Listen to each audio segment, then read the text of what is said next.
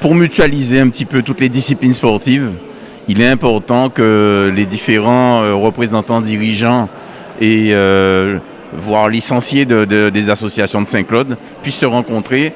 Et c'est vrai que le fait que la mairie mette en place cette commission technique, ça fédère et c'est très important pour la suite et repartir dès lors que la pandémie va nous laisser un peu tranquille. Il faut absolument qu'on puisse mobiliser nos jeunes sur des activités sportives. Alors, de compétition certes, mais au-delà, le sport de masse, il faut vraiment qu'on puisse être présent et répondre aux attentes de nos concitoyens. Bien évidemment, et je vais parler de ce que je connais, c'est au niveau du foot. Par exemple, aujourd'hui, si vous voulez avoir des éducateurs formés pour suivre vos jeunes, il faut pouvoir quand même leur donner une rétribution, un dédommagement, donc pour leur déplacement, un défraiement.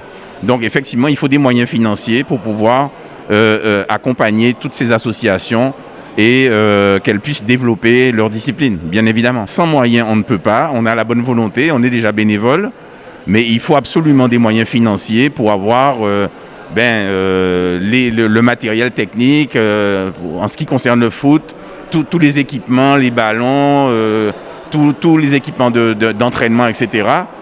Ça demande des moyens financiers, bien évidemment. C'est une réunion qu'on avait déjà programmée depuis l'année 2020, mais malheureusement, les conditions sanitaires ne nous ont pas permis de rassembler l'ensemble des clubs sportifs de la ville. Et ce soir, il était question d'installer le comité technique territorial sportif avec l'ensemble des acteurs sportifs et des associations de la ville de Saint-Claude, toutes disciplines confondues. Donc là, la mutualisation de la réflexion et puis des échanges vraiment constructifs. Donc les clubs vont enfin pouvoir travailler aux côtés de la collectivité afin que Saint-Claude puisse avoir une véritable politique sportive sur le territoire.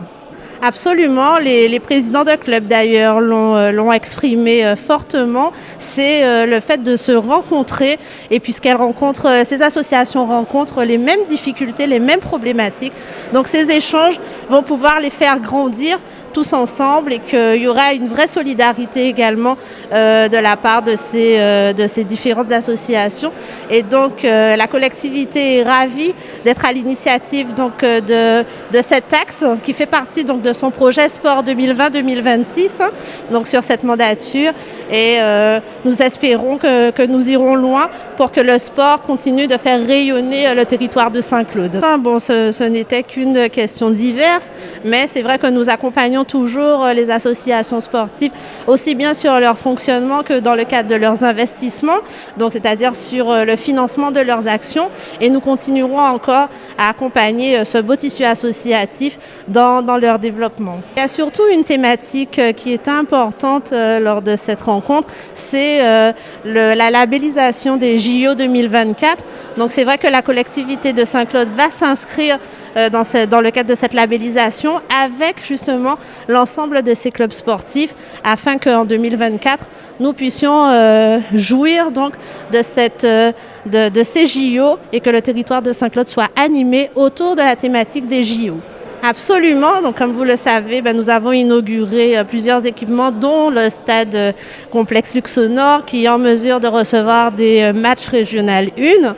Donc c'est vrai que nous sommes fiers également et nous continuons de développer sur le territoire de nouveaux équipements performants afin d'amener nos associations au plus loin dans leur niveau de compétition sur les différents championnats qu'ils peuvent rencontrer sur le territoire de la Guadeloupe.